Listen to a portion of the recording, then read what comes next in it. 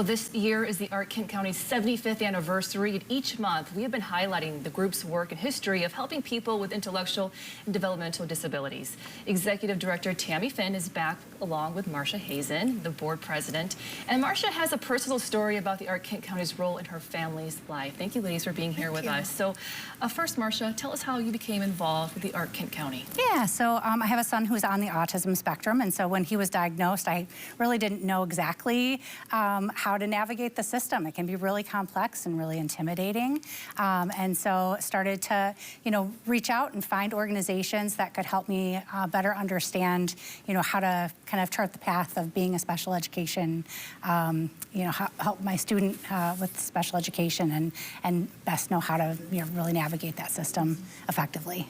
Yeah, talk about the difference the Art Kent County has made in your life, your son's life, your family's life. Yeah, I think just knowing that you have somebody in your corner that has the experience to really help guide you when it's, something new that you haven't done before, and making sure that you have an advocate to make sure that your child has everything that they need as far as their education is concerned, and really being able to, have effective communication with your team. It can be really challenging, but having that knowledge base is really supportive and can answer questions that you don't even know you have in those early years. Yeah, because it might be kind of overwhelming at first, just where to 100%. go and what to do.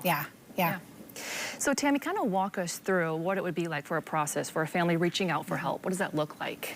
So we have an educational advocate that works in our office full-time, and her name is Debbie, and she would do an intake with the family, and most of that is just listening to what the issues are, what the child's needs are, what's going on at school, if the family has questions or they're experiencing a barrier or don't feel that their child is getting all these supports and services they're eligible for.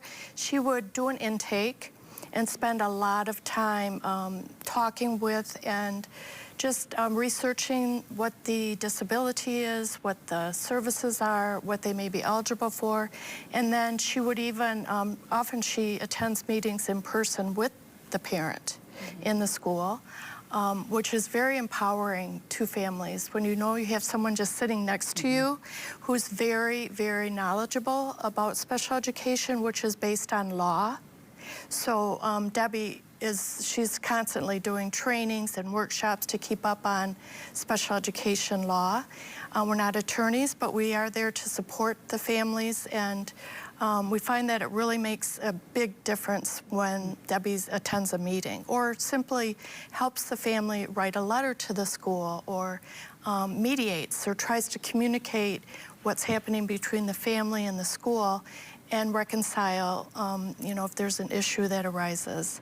So she spends many, many hours on the phone. Every case is really, I've done this for 20 years, and every case takes about, from 5 to 10 to 20 hours of just a lot of back and forth and attending meetings. And so last year alone, we had 68 special education cases. Some of them were more complicated than others.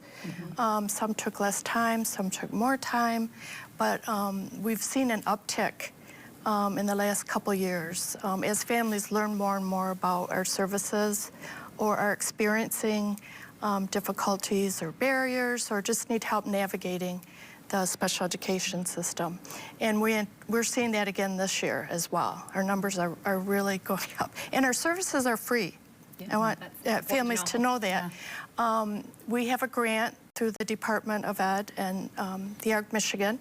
And so I really, as a parent myself, I really appreciate that we're offering this free to these families who often can't afford an attorney. And we've seen positive results many, many times. So, yeah, it's a very important service that we offer. Yeah, Marcia, why do you believe this organization is so critical for Kent County? Yeah, I mean, there's families all across our country that need these kind of services, but knowing that you have somebody right here locally that has those relationships in the school districts and can help you, navigate and have those best opportunities to really advocate for your child and for what they need, their accommodations, and any kind of uniquenesses about your particular child's needs are really important. And just having an organization that has that experience, 75 years is a lot of time in this arena, and so knowing that they really know their stuff and can really help people that are maybe experiencing this for the first time have the best result for their kid and make sure that they're receiving the educational services that they need. Thank you, ladies, for coming on this snowy day. We appreciate it. And if you would like more information about the Art Kent County or would like more information on how to donate, visit www.artkent.org.